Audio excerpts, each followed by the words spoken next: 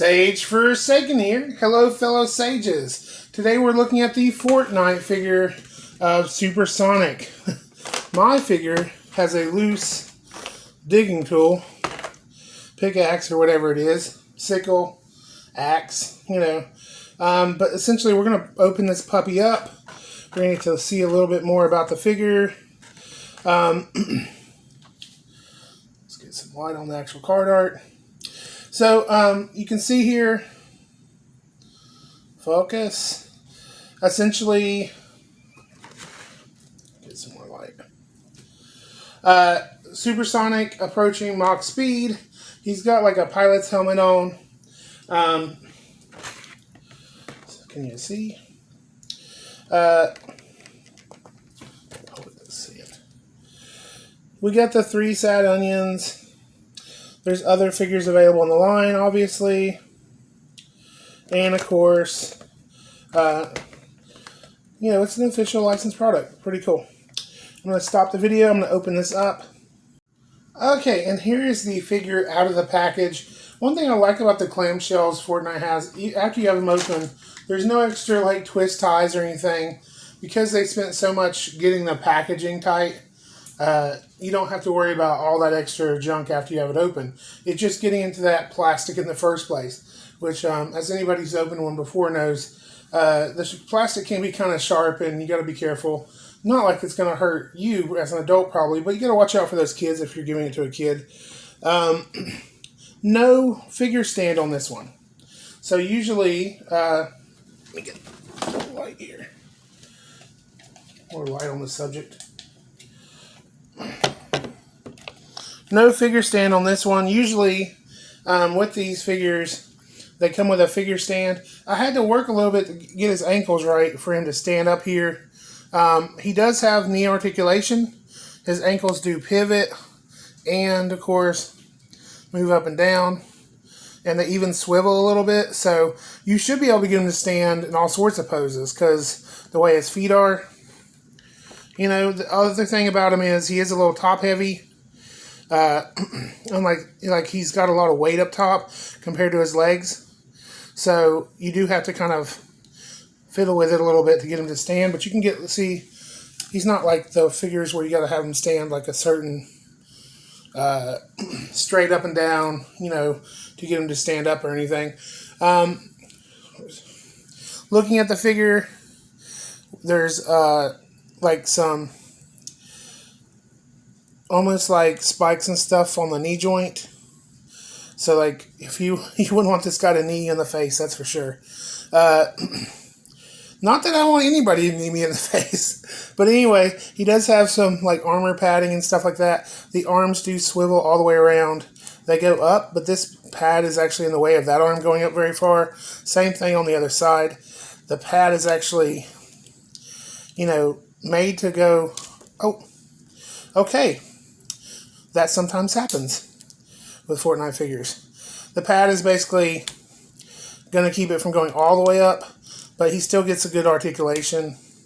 You can move the arm in and out a little bit. Of course, these have joints here too, and they do swivel, so you pretty much can get a lot of different, and the wrist also swivels. You don't have to worry about, with some figures where the wrist only goes one way. This wrist swivels and pivots. So, get a lot of articulation just in that arm alone. There is a, middle joint here. The head turns, and they did a good job of having the hose where the head could still turn as far as humanly possible, normally anyway. It does put a little tension on when you turn it that way. When you turn it this way, no problem at all. He has kind of like a skull type motif here. Hold on, let me focus it.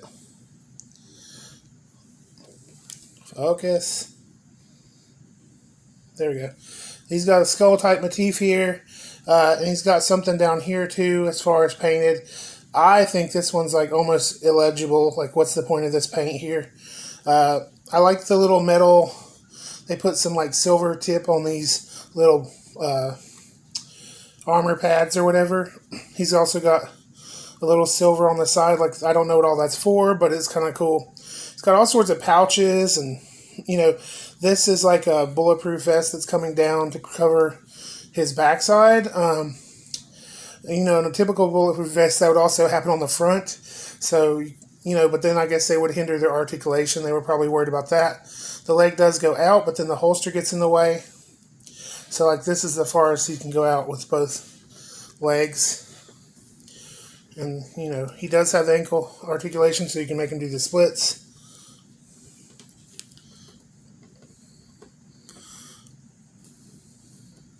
So I can't do the Glenn Webb thing where he's got both feet on the ground with his figure. Overall, there's no side-to-side articulation. Like, there's no cut here.